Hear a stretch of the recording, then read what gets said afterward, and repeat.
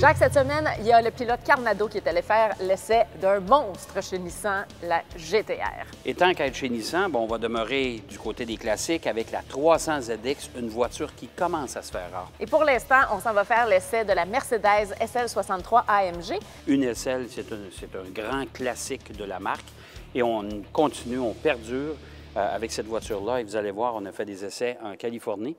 Il a fait beau et on a pu quand même la pousser un peu.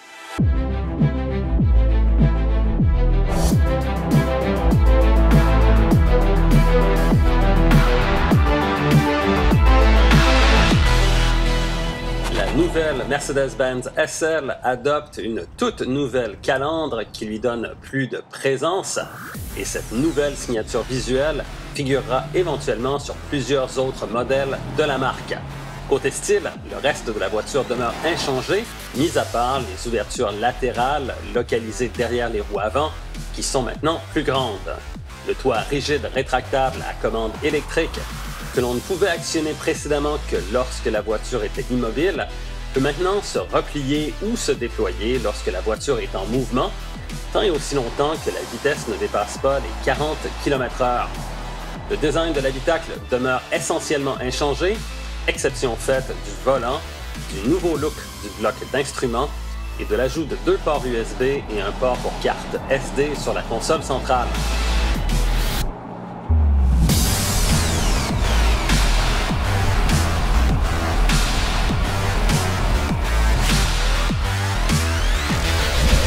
Au volant de la Mercedes-Benz SL63 AMG, on sent tout de suite que c'est plus une voiture de grand tourisme qu'une voiture sport. En fait, la SL n'est plus une voiture sport peut-être depuis les années 50.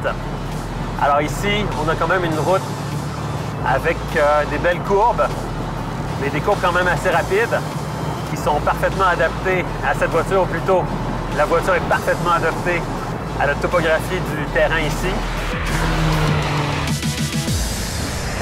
Alors évidemment, côté moteur, c'est le V8 biturbo de 5,5 litres qui développe 577 chevaux et surtout 664 livres-pieds de couple.